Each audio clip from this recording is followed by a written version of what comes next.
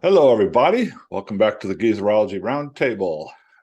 This month, we're going to talk about some live albums, and we're going to kick it off by discussing a record that is near and dear to the hearts of three of us geezers. I'm not sure where the fourth geezer stands on this, but we'll find out over the next 30 minutes or so.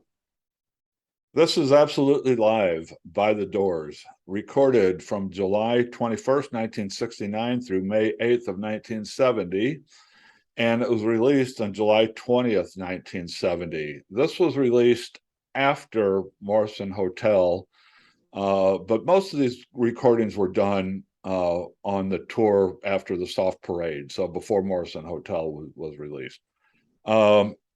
This is an album. I think I'm trying to remember. I think this is the first album that I actually went to a record store specifically to lay down money for this record. I think it was. I had gotten onto the Soft Parade a year or so earlier, and just absolutely fell in love with the Doors through the Soft Parade. And this one came out. Started hearing these songs on Casey, and it just got me so excited I couldn't wait to get out to the record store in July of 1970 and buy it, and I did. And Dee and I spent a lot of time together when we were high school kids, and I think most of it was at my house listening to this record. And if I recall correctly, I think Dee bought it on 8-track, or somebody in our group bought it on 8-track. And so we got to listen to it in the car too when we were driving around the car. Uh, Dee, correct me, fill in the gaps for me. What do you remember about this? Well, I remember when it came out that summer, and I do recall, listening to it more than a couple times at your house, and I later on did buy the album myself and the 8-track. So I guess you could say I probably listened to it hundreds of times. Oh, you bought it twice. Yeah, yes. When 8-tracks were the rage, I had to have something to get my blood boiling, and this record and that summer certainly did it. And yeah, just a little disclaimer here. Can't be totally unbiased here. If I was to go on a desert island or a mountain retreat, this would be one of the LPs I would take with me.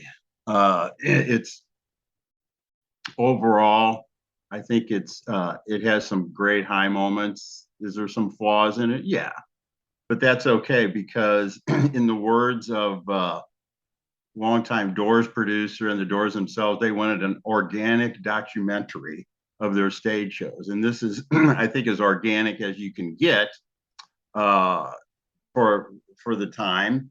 I understand that there was some edits post, production, but I don't have a big problem with that. I think what you have to understand when this album came out, surprisingly, there was none of their top 40 hits. There was no Light My Fire, no Hello, I Love You, no People Are Strange.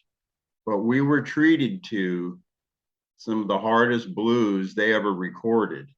And of course, two of their opuses, When the Music's Over and The Celebration of the Lizard. I couldn't get enough of this album, particularly side one. Starts out with this heavy drum beat by John Densmore, and it's a Who Do You Love? And it's actually a perfect song for the Doors to record because it's got just the right amount of, you know, surreal lyrics. After Who Do You Love? They go into the Alabama, the whiskey song, which is taken from a three-penny opera. And then it goes into Backdoor Man, a Willie Dixon song.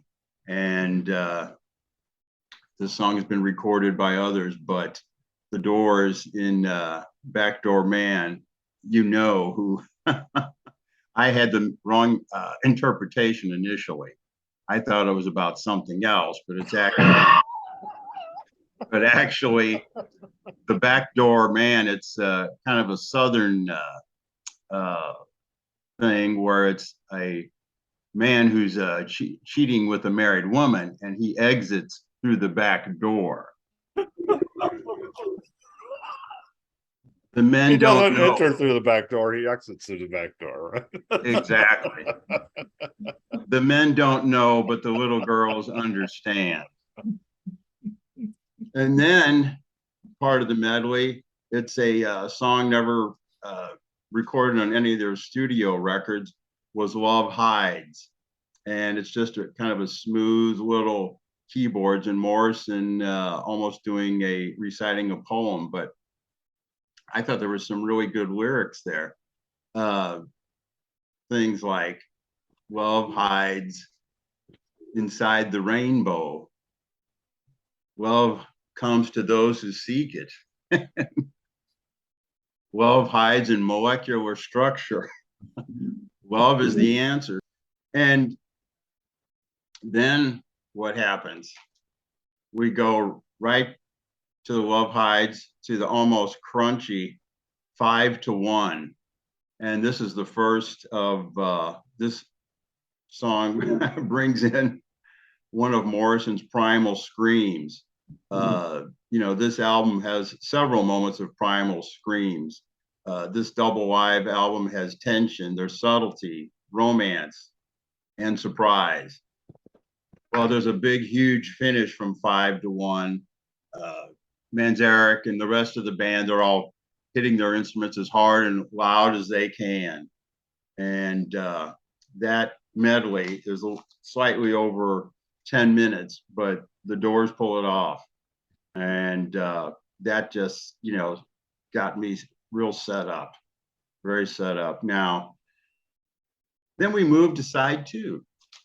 Another song, which was probably the Doors just did it for their live shows, called Build Me a Woman, a kind of a traditional bluesy number, and not a bad little tune. Finishing out side two of this live LP is When the Music's Over. It's another long opus by the Doors from their second studio album, Strange Days. And let me say one thing here. I don't think Absolutely Live is the album for newbies to come into the Doors at all. I just don't think this is it.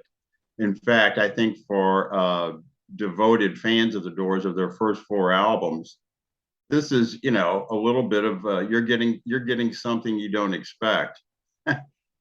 Now, when the music's over, the Doors were known for reinterpreting and doing more instrumental takes. They did not always recreate the studio version of a song.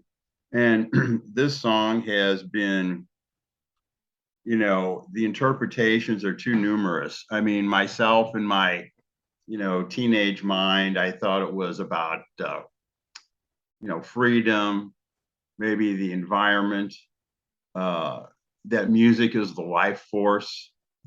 Yeah. There's other sections of this song. It's a fairly lengthy production here. We're talking, almost 16 minutes. And I think too, as far as the interpretation of this song, I think it was more so, yeah, there's a middle section that points to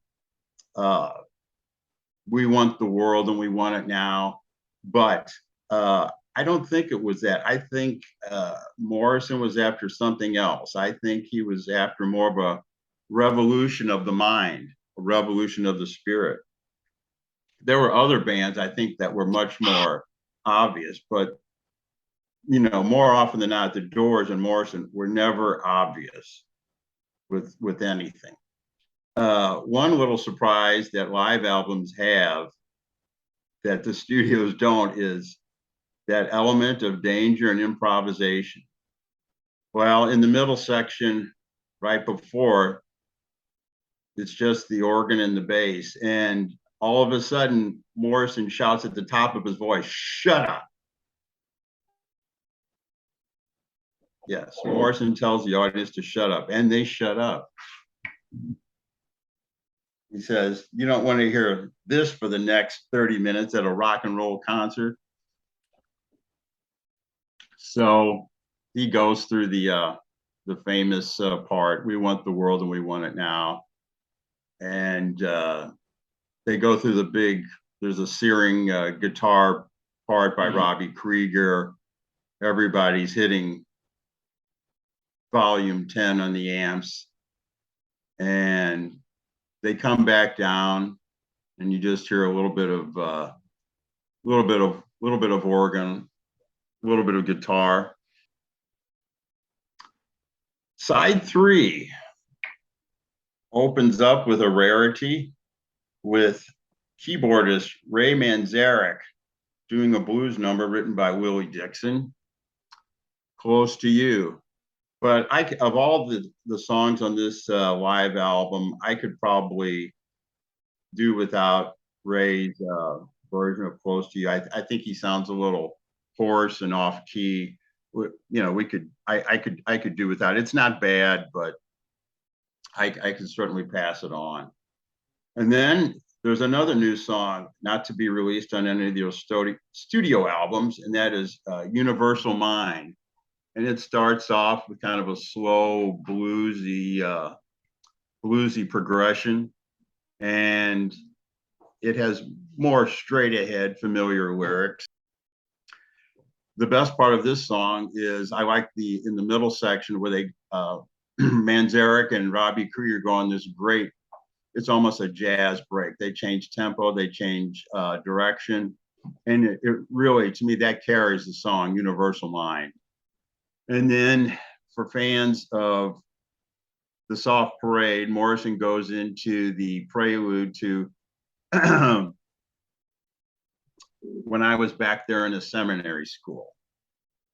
And then he does that. And from there, we go right into it's Break On Through version 2, but there's a little introduction to that. And it's called Dead Cats, Dead Rats, and the Doors, they're really on it musically here. And then they go right into a traditional Break On Through, which for me is one of the definitive Doors songs. Then As Now. And it finishes up with just another rousing, musical crescendo that closes out side 3. And I'm wondering how can they top this? Well, when you go to side 4, that leads us into, it was never an opus like When the Music's Over or The End, but it was recorded on their third studio album, actually one song. The lyrics to is actually a series of poems and one song and some spoken word. And the Doors recreated this live. And, for folks that weren't familiar at all with the Doors, it may have been, come as a shock. But for me, I thought, how can they, this is great. And again, I'm going to go back to, there's about 6 different poems in here, but it comes across as one big piece, thanks to the musicianship of the Doors themselves. Parts of it, there's some of the poems in there I could, do without. There's one that points to a little bit of insanity. My favorite parts of it, of course, are The Hill Dwellers and then Not to Touch the Earth. Not to Touch the Earth was recorded on Waiting for the Sun LP, which has this hypnotic beat that's repeated over and over, and then the tempo gets faster and faster. If you like lizards, you will like Celebration of the Lizard, because there's one declaration in here that he says, I am the Lizard King and I can do anything. So with that, I'll leave it at that. But it's just a sprawling musical almost cacophonous at times. A music, this is better for the Doors, a musical orgy. That's it. That's it. I can't think of anything better. I'm sure Ray Manzarek and Morrison would approve. Mhm. And then probably one of the most overlooked songs in the Doors catalog, studio-wise, and they pull it off here, is the final song, Soul Kitchen. That's right, Soul Kitchen. And it starts out with this great little riff. And it's a song, it took me a while to figure it out, but it's about, staying up late at night and drinking, probably getting drunk. Nothing new for Morrison. He was known to be a late night, not a lounge lizard, but a bar lizard. I love the chorus in here. Just a great song to finish it out. This live album. And I said it before at the beginning. I said it before, and I'll say it again now. When we had the album, it did say that it was recorded in different cities. What we did not know at the time that they would pick certain songs from different venues. And then the Doors producer, Paul Rothschild, was quoted as saying that they would sometimes stitch together songs. I don't know. I don't have a lot of heartburn with that overall. And so, Morrison himself, when asked about this album, he said it was a good document of their live performances. He says it wasn't insanely great, but it was a good representation of what they could do on stage. And so with that, I was pleased with it then, and still am. Has it aged? And I think if you're a fan of blues rock and the way it's, possibly, but I think it holds up. I think it solidified the Doors, what they were capable of in a live setting. I mean, I know they had some bad nights, where Morrison was too drunk. He forgot the words, would slur the words. Well, they didn't, this isn't that at all. This is a fair documentation of that, the Roadhouse Blues tour. The Doors, they were not of their time. The Doors and their music were out of their time, which is, I think, why they're still in the conversation today, and their legacy has continued. Yeah, this is one of my desert island discs too. I know, and the reason I thought it would be good to talk about as a live album is because it does give you a sense of the Doors that their studio albums don't. Bill, I don't think that we've talked about what's your background with this band, and then what did you think of this record as you listened to it? Well, I'm somebody who I have the distinct feeling that the Doors peaked early, and by early I mean the first track of their first record. So I think Break On Through was their best work, bar none, and everything else I can take or leave. So I have so you can imagine, as Dan was talking about, what this live record represents.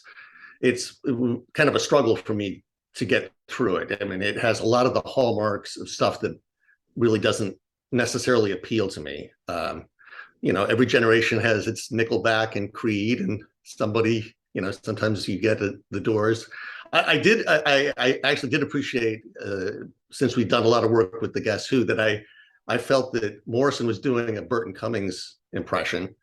And I was thinking during some of these interminable interludes when the music seemed to go on, and Manzarek's playing that little Tinkletown keyboard that's starting to drive me crazy, that there was a really simple way to improve this listening experience if I could. And I would do that by just a 3-letter change would make this whole thing better for me personally. And so I would swap out, because they had the wrong Morrison.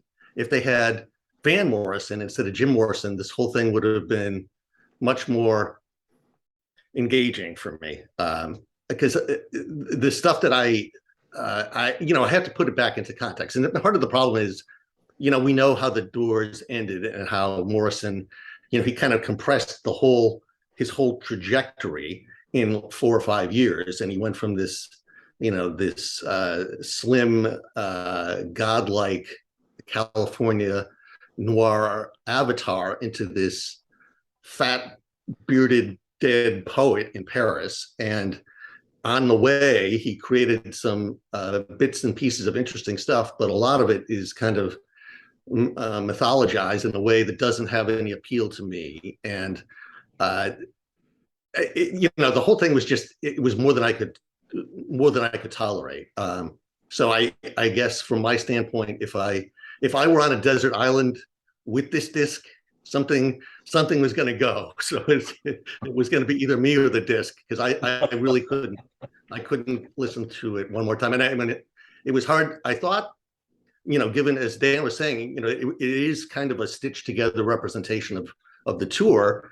And, from a production standpoint, I thought the producer did a great job, because you really can't tell that was the case. And the sound is good. I mean, notwithstanding, I thought, John Densmore is a very good drummer. I thought he did a very good job of kind of moving the music along. What I did as part of my homework was I watched Live at the Hollywood Bowl, which is from '67, which also was pretty intolerable, although maybe that was because Jim dropped acid just before the show, and he was kind of out of it, but he was able to keep the beat. But it was a different era and a different collection of songs.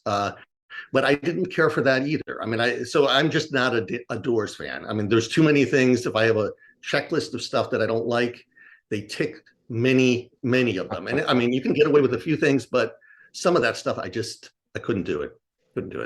So I give them a credit for putting the stuff out, but I'm not going to do that. I'm not going to listen to that again. I did my time. Yeah, this was the only live album, live recordings that was released during his lifetime before he died. I think maybe the Hollywood Bowl video we got a little something. I don't remember the timeline, but as far as an album, this is the only live album that came out before he died. And then around the turn of the century, I know that the Doors put together a record label called Bright Midnight Records, and they went into the vault and released, I don't know, 12 or 13 shows from around this period. But I like that, and like D, that first side, and then even in the second side, it's just I just think it's fabulous. I start losing interest on about the middle of side 3. I think it starts lagging, and then I don't like Lizards, but I still like Celebration of Lizard. I could probably to this day, I haven't listened to this while. I could probably to this day recite that whole thing for you without looking, if I just stopped and collected my thoughts for a second.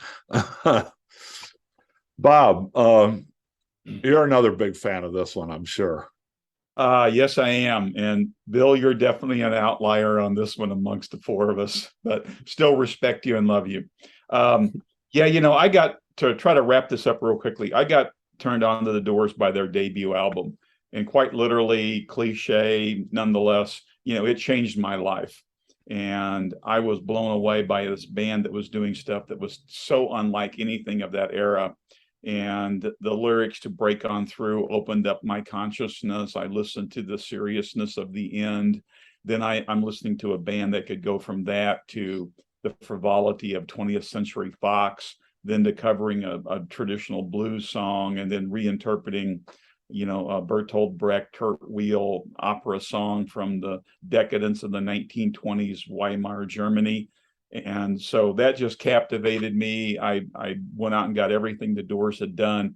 And when I got to Absolutely Live, I was stunned by the difference between this and what I'd been hearing on their studio albums.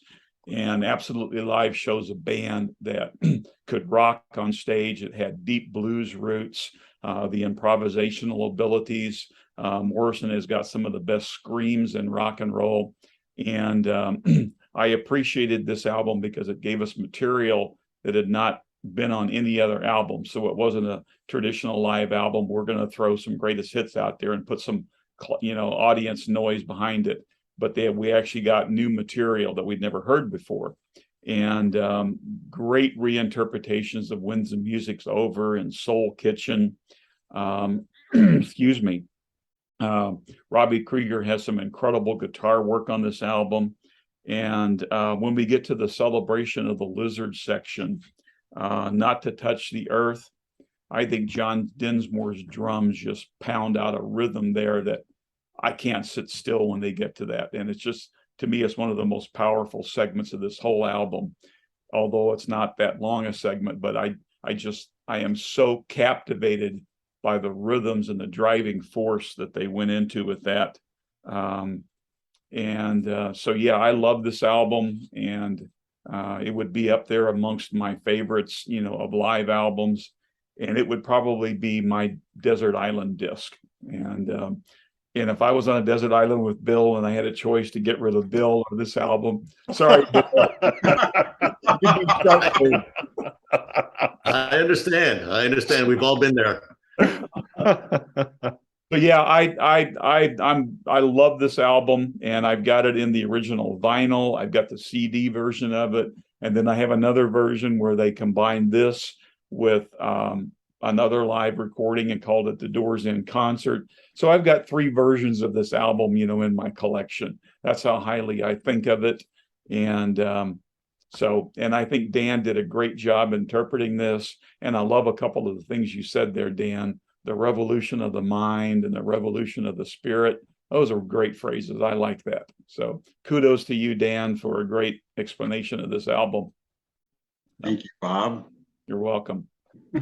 Bob, I'm gonna drive home another point to you that I did a year and a half ago or so. I think it was the second video that you and I did for the Geezerology channel when we were talking about Strange Days, and you were talking about how much you loved the song When the Music's Over, right? And I kept saying that I did not like that performance of the song on Strange Days, and it took me a while to finally get you to bring you around to the fact that no, I'm not saying I don't like the song. I'm just saying that that I didn't like it on Strange Days. I love this one here, but this one is just much more lively and chaotic and organic, and that version of it on Strange Days is just it's just too controlled. And well, and at the time I remember that conversation, and I like both versions, but since we're talking about this, I think this reminded me of a point I really wanted to make. When the Music's Over on Absolutely Live, we get to a point where it's totally silent, and then Morrison screams out, "We want the world, and we want it now." And I know what's coming because I've heard this hundreds and hundreds of times. And every time I just sit there in anticipation of it, even though I know it's coming. And every time I hear it, it just sends chills through me. And it takes me back to when I was young and I thought my generation was going to change the world, and how powerful that was. And so that part of, When the Music's Over live, I really appreciate. I like both versions of the song. I love the song.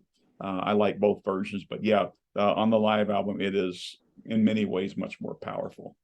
Yeah, it is. I love 5 to 1 on here. That medley on side 1 is one of my all-time greatest tracks ever on a rock album. Love it. Anybody else want to throw something in? Just a little trivia, talking about other artists that have recorded, did covers of Doors songs, and here's a couple I know that Bill are familiar with. Patti Smith and Echo and the Bunnymen have both recorded Soul Kitchen. Yeah, I mean, actually, Patti Smith has, acknowledged her deep affection for the Doors in general and Morrison in particular. Um, and, given her kind of trajectory as a really a poet who started reciting her poetry with a band as just backing sounds, and then kind of eventually created the Patti Smith group and did a lot of powerful work. I think it is a testament to the influence of the Doors. So it goes beyond even just Echo too. I mean, if you think of Morrison's singing style, that kind of deep baritone, Iggy Pop has acknowledged his influence.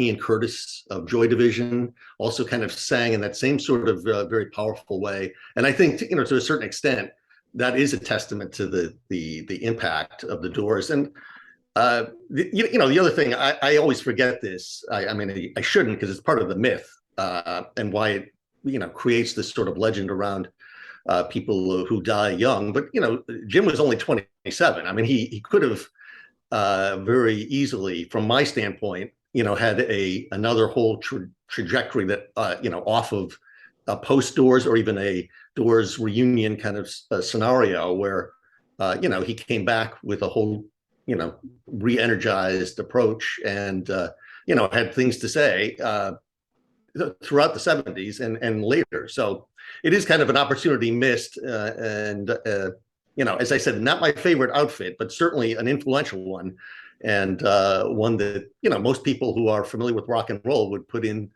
their top tier of bands, and certainly top tier American bands. Well, does this might have something to do with? I mean, they were actually a little bit before your time, right, Bill? Because Oh yeah, I forgot. It just occurred to me that you are about 5 or 6 years younger than the rest of us. So, and we were still in high school, or just getting out of high school when he died. When this when this all came to an end. Yeah, this is it actually did pretty well. It got the number 8 in the Billboard 200, but it's not really. I don't think it didn't have many legs. It didn't last very long, and for whatever reason, this isn't much remembered very much about From the Door as part of their legacy, and I don't know why, because like I say, I mean, this is to me this is a piece that you didn't hear anywhere else in their studio albums, and it's a whole, to me, it's a much different band in this live setting than they were in a studio, but that's another discussion.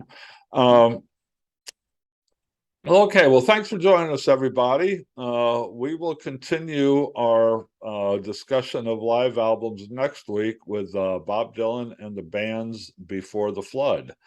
So that's next on our list, and we have some other stuff coming up. So hit that subscribe button and check in with us. Keep up with what we're doing. We have some good stuff coming up. Thanks for listening, everybody. We'll talk to you later.